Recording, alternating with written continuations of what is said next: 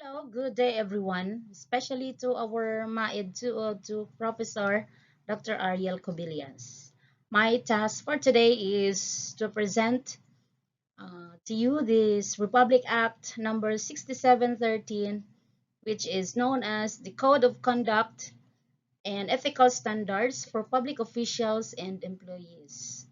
This time, join me in getting to know more about this law and understand so that we may be able to have knowledge on what this law is all about, especially that we are employed in DepEd, a government agency. Okay. For those who are not yet in the DepEd, uh, this might help you to have a knowledge, a prior knowledge on this, to become, then you will become a government employee.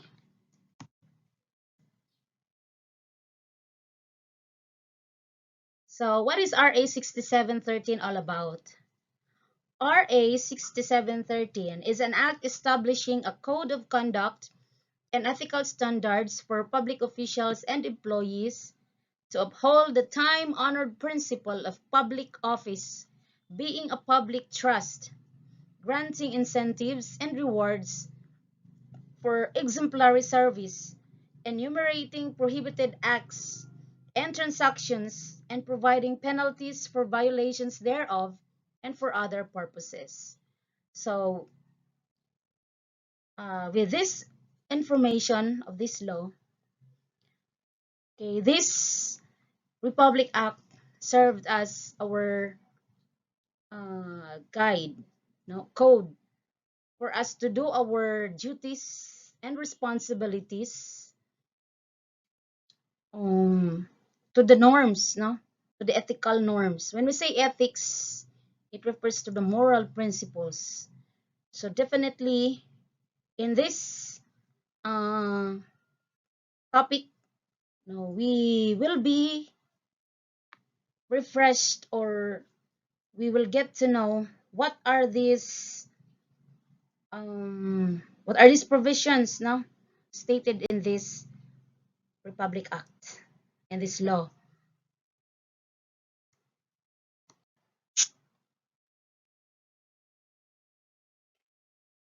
Section 1, the title.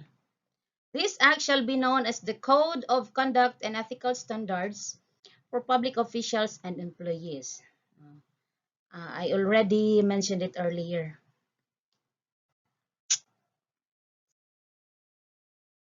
Section 2, Declaration of Policies. It is the policy of the state to promote a high standard of ethics in public service.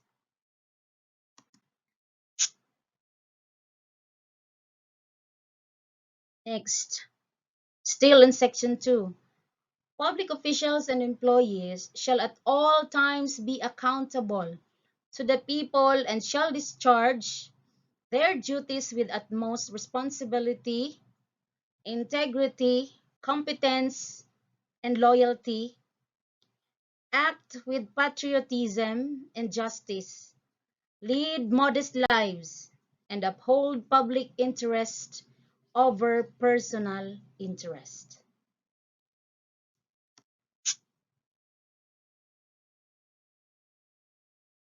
Section 3, Definition of Terms. A.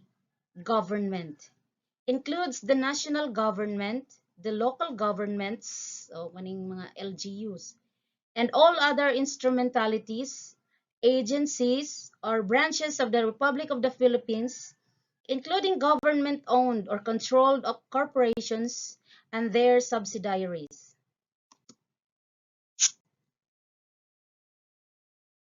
B. Public officials includes elective and appointive officials and employees, permanent or temporary, whether in the career or non-career service, including military and police personnel, whether or not they receive compensation regardless of amount. C. Gift refers to a thing or a right to dispose of to dispose of gratuitously or any act of liberality in favor of another who accepts it, and shall include a simulated sale or an ostensibly onerous disposition thereof.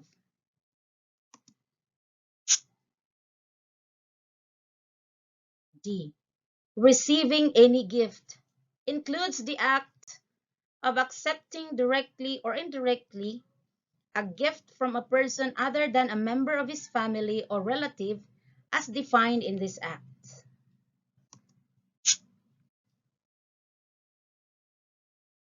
E. Loan covers both simple loan and comodatum as well as guarantees financing arrangements or accommodations intended to ensure its approval.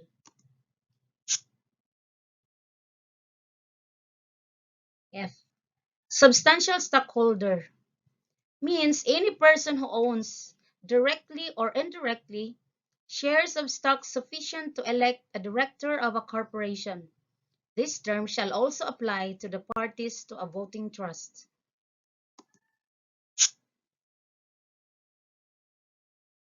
G. Family of public officials or employees means their spouses and unmarried children under 18 years of age.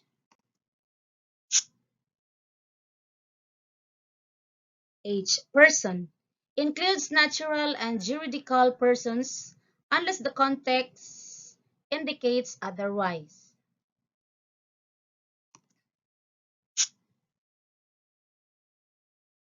I. Conflict of interest arises when a public official or employee is a member of a board, an officer, or a substantial stockholder of a private corporation or owner, or has a substantial interest in a business, or his rights or duties therein, may be opposed to or affected by the faithful performance of official duty.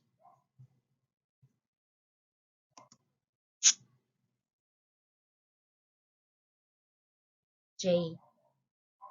Divestment is the transfer of title or disposal of interest in property by voluntarily, completely, and actually depriving or dispossessing oneself of his right or title to it in favor of a person or persons other than his spouse and relatives as defined in this act.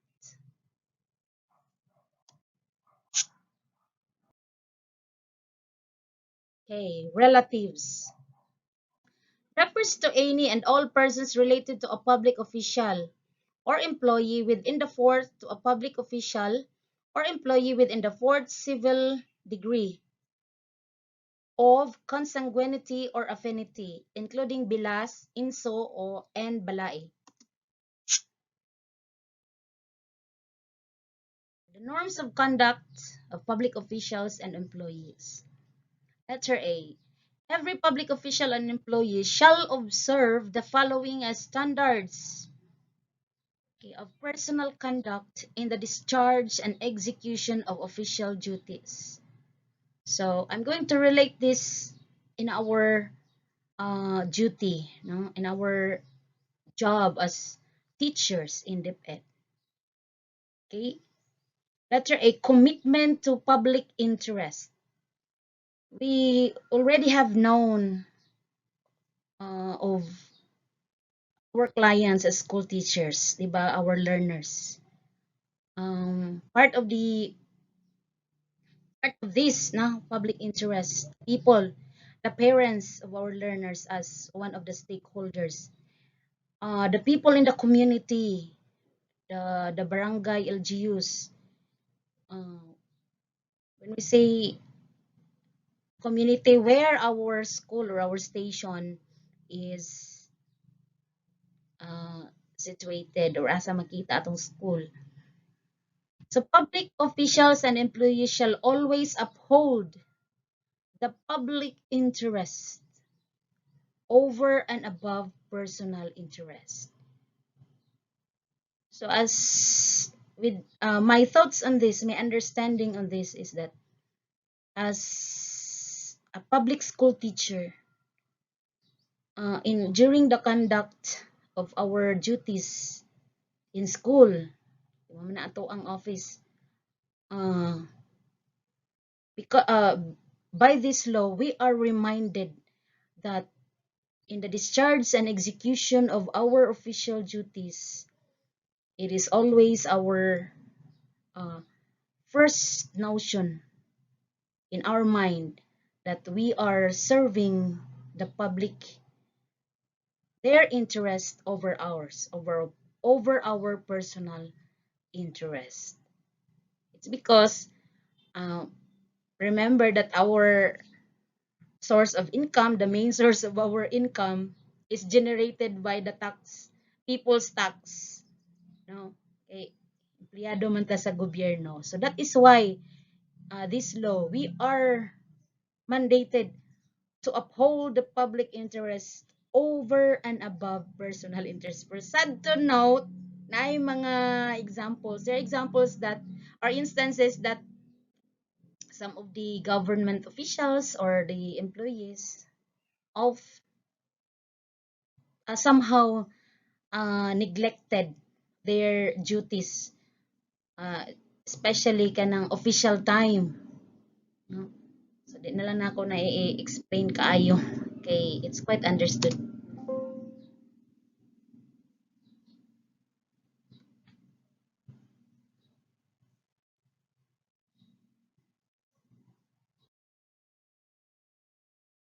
Still in section 4,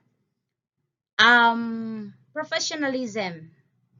Public officials and employees shall perform and discharge their duties with the highest degree of excellence, professionalism, intelligence, and skill. Letter C, justness and sincerity. Public officials and employees shall remain true to the people at all times. All times. So this law definitely mandates us to be just and sincere at all times in doing our duties and responsibilities.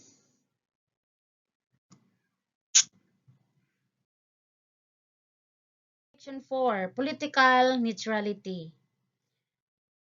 When we say neutral, meaning we don't take sides. No? As government employee, we don't choose sides. We don't take sides. So, especially this time, deep ed teachers, no? Silent kwan lang ta. Kanang ninied na skilled. To show our neutrality in politics. So in this section 4, public officials and employees shall provide service to everyone without unfair discrimination. Unfair, no? It's unfair is quite a negative word. So without unfair discrimination, without and regardless of party affiliation or preference. So in rendering our duty in depth ed, okay, discrimination is a big no-no, especially to our learners. Letter E, responsiveness to the public. Public officials and employees shall extend prompt, courteous, and adequate service to the public. So as government employee, so we must observe, no, this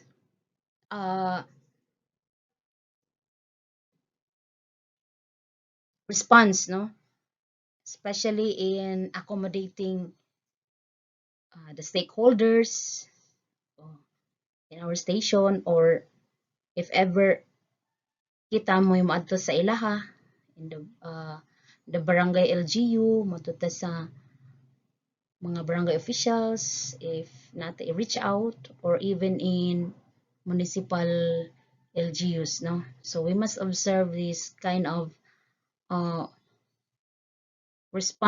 being responsive to the public.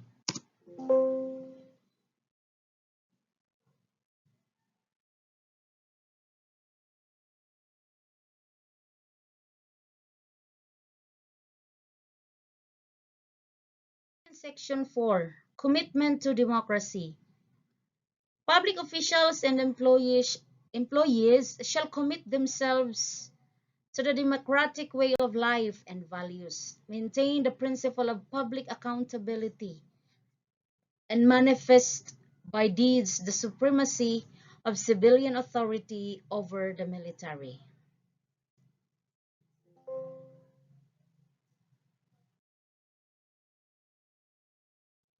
Still in Section 4, Norms of Conduct of Public Officials and Employees. Simple living.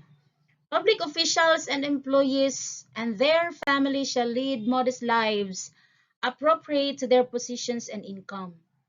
They shall not indulge in extravagant or ostentatious display of wealth in any form.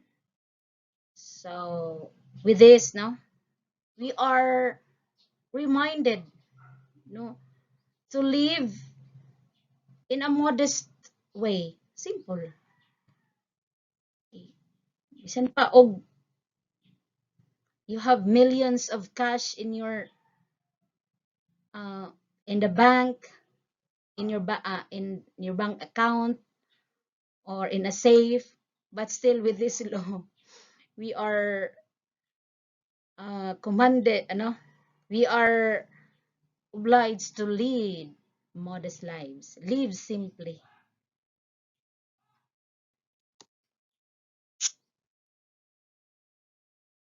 Letter B, subsection B. The Civil Service Commission shall adopt positive measures to promote 1. Observance of these standards, including the dissemination of information, programs, and workshops, authorizing merit increases beyond regular progression steps to a limited number of employees recognized by their office colleagues to be outstanding in their observance of ethical standards. So, the Civil Service Commission is the authorizing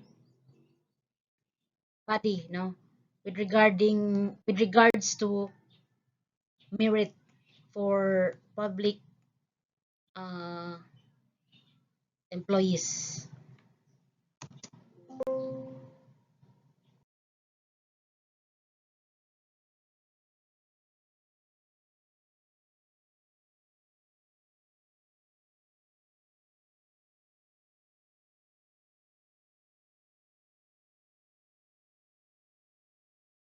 Letter B, submit annual performance reports.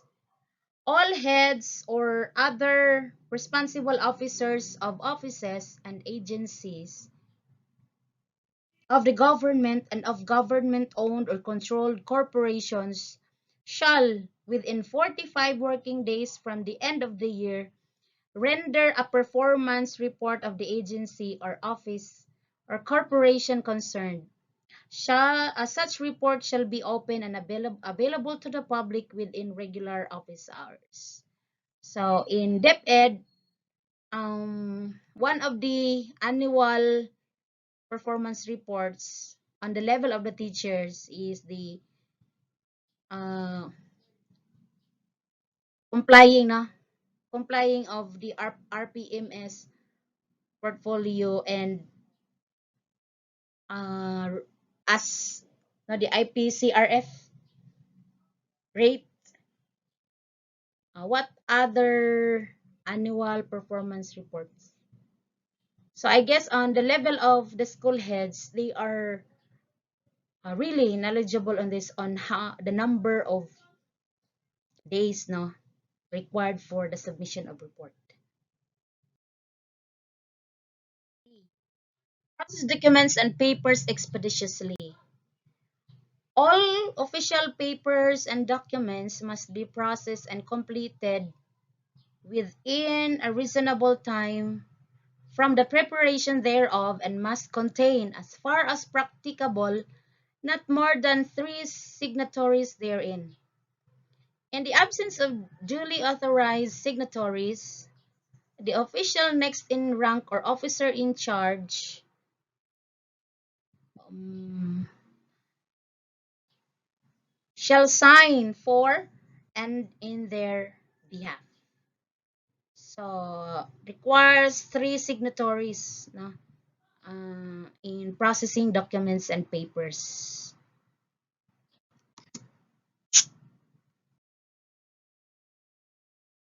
D. Still one of the duties of public officials and employees. Act immediately on the public's personal transactions.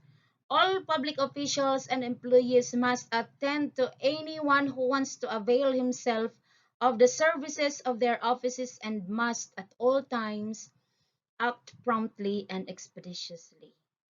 So the keyword here is act promptly. Dili maglangan-langan, dili dugay-dugayon.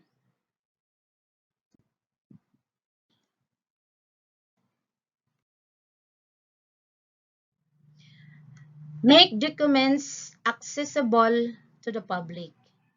All public documents must be made accessible to and readily available for inspection by the public within reasonable working hours.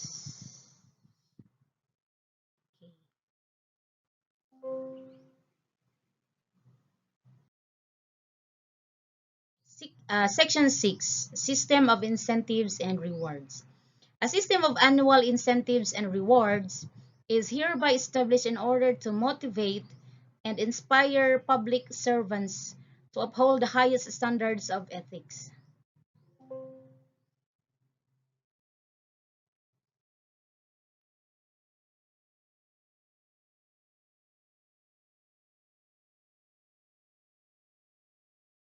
For this purpose, a committee on awards to outstanding public officials and employees is hereby created, composed of the following: the Ombudsman and Chairman of the Civil Service Commission as co-chairman, um, and the Chairman of the Commission on Audit, and 2 government employees to be appointed by the President as members.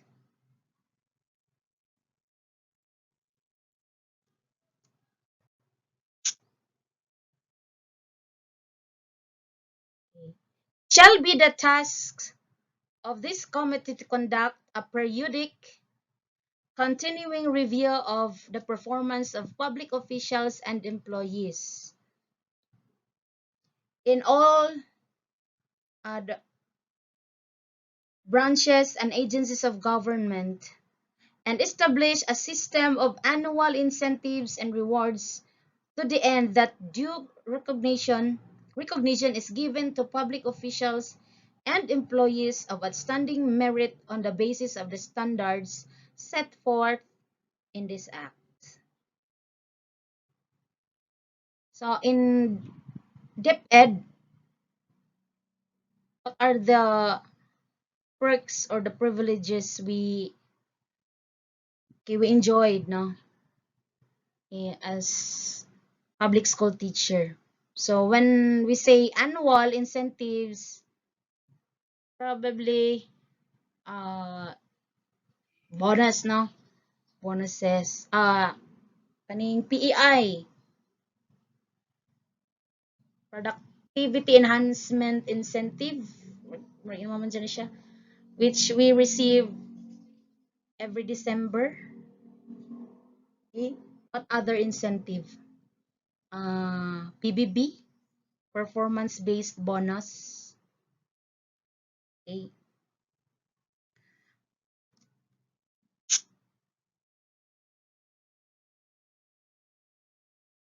The conferment of award shall take into account years of service, quality and consistency of performance, obscurity of the position, level of salary, unique and exemplary quality of certain achievement, okay, risk of temptations inherent in the work. So these are the criteria probably, no? Upon conferring the awards. Section 7, prohibited acts and transactions. Meaning as government employee or official, we are restricted to this certain acts and transactions. In addition to acts and omissions of public officials and employees now prescribed in the Constitution and existing laws, the following shall constitute prohibited acts and transactions of any public official and employee and are hereby declared to be unlawful. So when we say unlawful, meaning it violates the law. So what are these? A. Financial and material interest. Public officials and employees shall not directly or indirectly have any financial or material interest in any transaction requiring the approval of their office. So when working in the government, we are restricted to have other interests, no? Uh, which might compromise our duties and responsibilities in the government.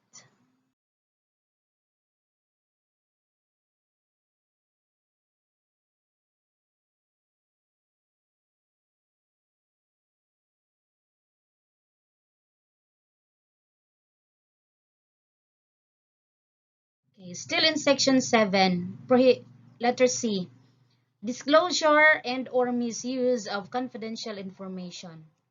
Public officials and employees shall not use or divulge confidential and classified information officially known to them by reason of their office and not made available to the public, either to further their private interests or give undue advantage to anyone, or to prejudice the public interest. So, as a government employee or for any government official, this is a no-no, prohibited act, no? Disclosing or divulging confidential or classified information. In section 7, uh, solicitation or acceptance of gifts. Public officials and employees shall not solicit or accept directly or indirectly any gift, gratuity, favor, entertainment, loan, or anything of monetary value from any person in the course of their official duties or in connection with any operation being regulated by or any transaction which may be affected by the functions of their office. In our end, as DepEd teacher, so it is clearly stated here that we are not allowed to accept gifts, especially from the parents. No, it cannot be denied that upon giving this kind of gifts, there is always an expected favor in return. No, quote unquote kanang ginaingon nila nga malapad or pasipsip nga kuan somehow. But uh, to not be, in order not to upset the parent, okay, it is our duty, no, to explain to them why we are not allowed to accept uh, those things, especially if it involves money. With regards to the solicitation, it's a form of asking money in a formal way. Iba kay agi og letter ana. So I remember our professor na Dr. Covillas, he give this insight that much it is more appropriate to ask for donations. not to mention literally the word solicit because it is against the law. It is a violation. So if we are taught and aware, no, kasayod nga against the law day ni kanang soliciting money or any material, especially common ni siya sa time of Brigada Eskwela. So, according to Dr. Cobillas, uh, because there were instances already in the past nga na yung mga teacher nga na nadutlan ani nga kaso because of that word nga solicit. So, much better to use the word donate. We humbly ask your donate. We humbly accept your donations. So, something like that. No nga, ina na. To be safe, okay, what may word diri nga donate in this section. Okay? So, with regards to the public official, I remember our president, President Duterte, in one of his speeches na there was a time that he was and did tried no to be given an airplane. Oh, yun siya. Since he's a lawyer, he very knew about this law. So, according to him, he rejected that offer. So, sige naman takadungog siya one of siya mga speeches nga. There are attempts no in giving gifts to him, especially expensive cars, other gifts. So, by this law, no, we are government officials, especially us, DepEd teachers, okay, we are prohibited to solicit or accept gifts.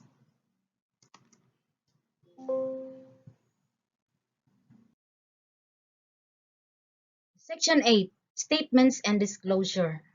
Public officials and employees have an obligation to accomplish and submit declarations under oath of, and the public has the right to know their assets, liabilities, net worth, and financial and business interests, including those of their spouses and of unmarried children under 18 years of age living in their households.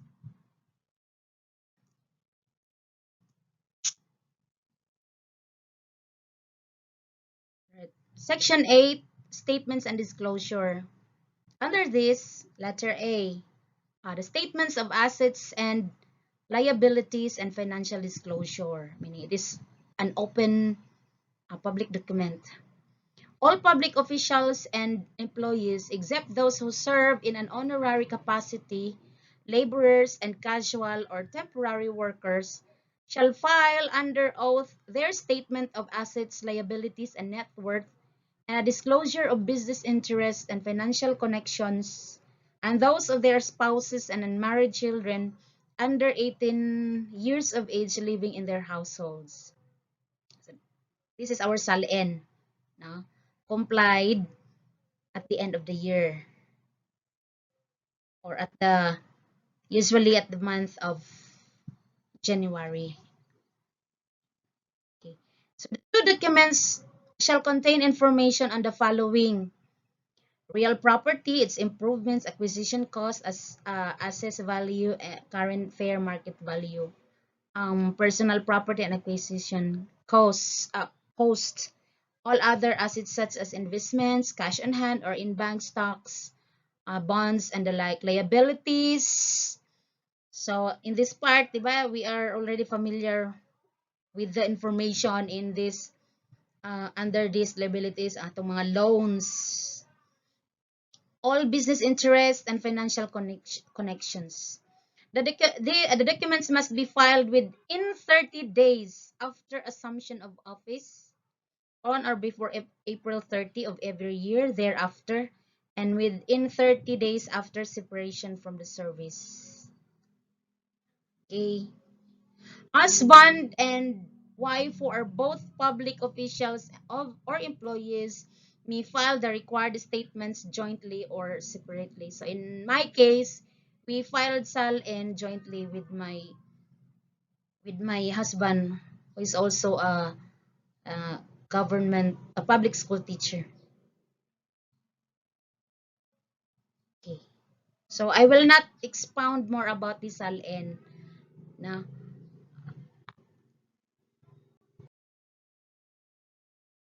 identification and disclosure of relatives.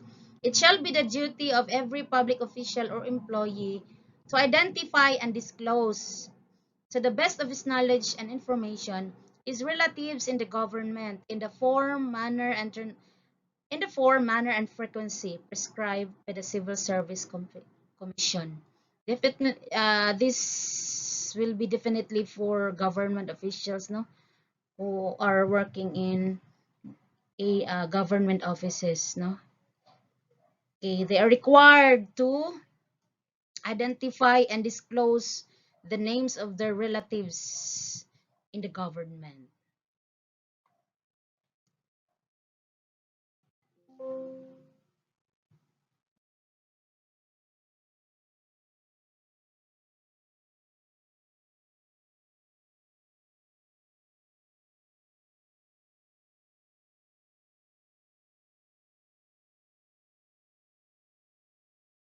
The prohibited acts.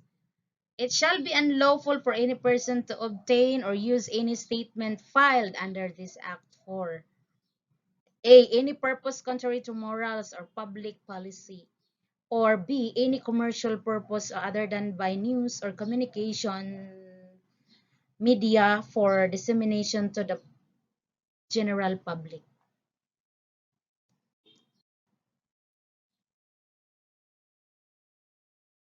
Section 9. Divestment.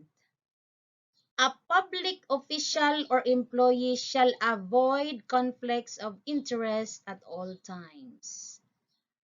Okay? So, how are we going to relate this in our uh, work as teacher? So, we are obliged, no, to avoid conflicts of interest at all times, especially engaging in financial matters. Okay? We must remember that public interest over personal interests. Section 10. Review and compliance procedure. Okay, there are subsections in section 10. The designated committees of both houses of the Congress shall establish procedures for the review of statements to determine whether said statements which have been submitted on time and complete are of proper um oh, proper form.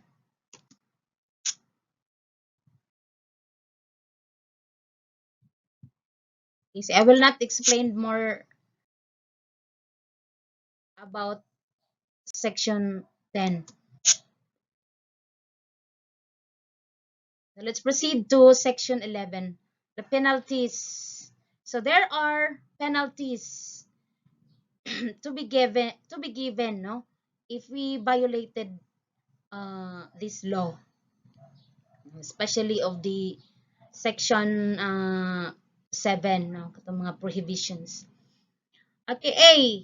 Any public official or employee, regardless of whether or not he holds office or employment in a casual, temporary, holdover, permanent, or regular capacity, committing any violation of this act shall be punished with a fine not exceeding the equivalent of 6 months' salary, or suspension not exceeding 1 year, or removal depending on the gravity of the offense, after due notice and hearing by the appropriate body or agency. So it is clearly stated here. Okay, so as long as we work in the government or any as long as we are government employee or public employee, if we commit any violation of this act, we are subject to this penalty, uh, a fine of not exceeding the equivalent of 6 months salary. Okay, we might be suspended, okay, not exceeding 1 year,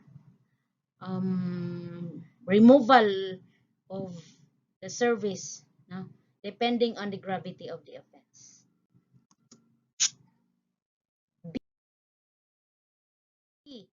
Any violation hereof proven in a proper administrative proceeding shall be sufficient cause for removal or dismissal of a public official or employee, even if no criminal prosecution is instituted against him.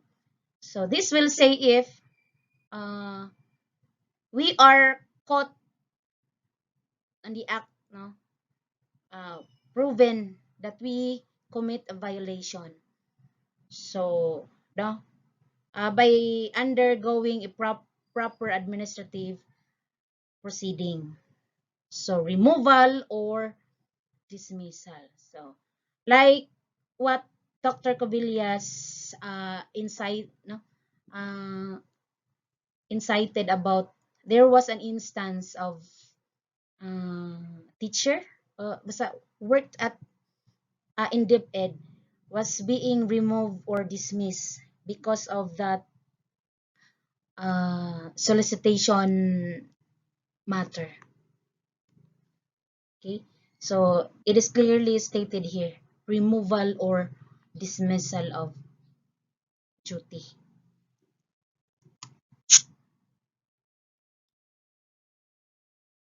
Letter C. Letter C. Private individuals who participated in conspiracy.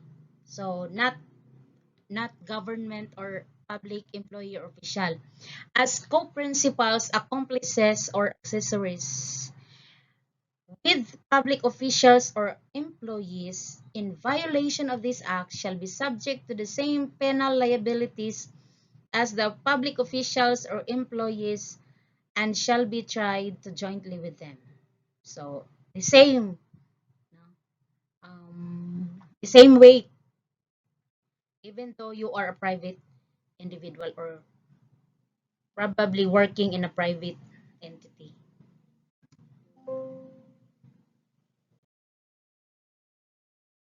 The official or employee concerned may bring an action against any person who obtains or uses a report for any purpose prohibited by Section 8 of this Act. The court in which such action is brought may assess against such person a penalty in any amount not to exceed 25,000 pesos. So for me, my thoughts on this, the concerned official or employee has the chance, no, okay, to counter actions, no, regarding a person who uses a report against him or her. Okay, section 12, promulgation of rules and regulations, administration and enforcement of this act. The Civil Service Commission shall have the primary responsibility for the administration and enforcement of this act. It shall transmit all cases for prosecution arising from violations of this act to the proper authorities for appropriate action. Okay, I'd like to note a very important document, no, of any government employee. To note kanang daily time record, we must be honest in um, entering the correct, no, correct time of arrival and departure. And based on my experience, our current principal is very strict on this. She meticulously checked the time being entered in the DTR to the logbook. Iya ginang gina-compare, ginatanaw. So in in one of the instances sa school, nahimo siyang uh, issue. Okay, because some of the teachers, given the time 8:01, yung arrival. So, since the official time is 8 o'clock, iyan lang gisuwat itong 8. So, nabantayan man nga, dili coherent, no? Consistent ang time in the logbook and in the DTR. So, what happened? She made some notations on the DTRs. So, it's because her reason is stricto ang civil service. What if random evaluation or may random visitor nga from CSC nya makita ang entry dito data sa logbook o sa DTR dili pareha. So remember ani nga Republic Act. Okay.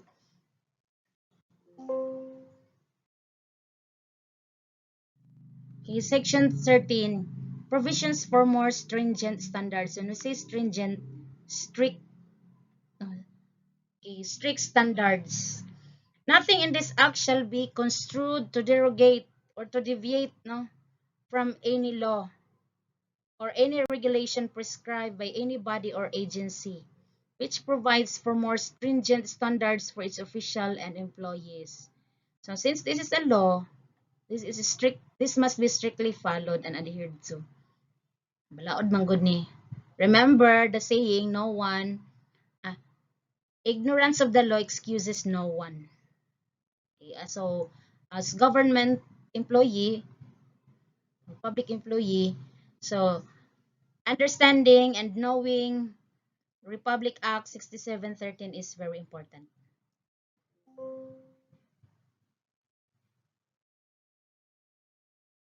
Section 14, appropriations. The sum necessary for the effective implementation of this act shall be taken from the appropriations of the Civil Service Commission. Thereafter, such sum as may be needed for its continued implementation shall be included in the Annual General Appropriation Act. Section 15, separability clause. If any provision of this act or the application of such provision to any person or circumstance is declared invalid, the remainder of the act or the application of such provision or to other persons or circumstances shall not be affected by such declaration.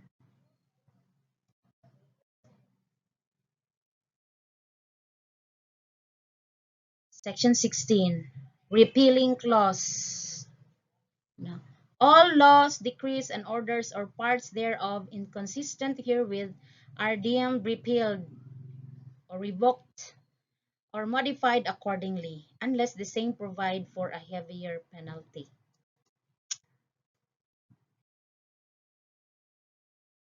The last section of this law, effectivity. Okay, so this law was approved on February 20, 1989. Okay, during the 8th Congress. Okay, so that's all. And thank you.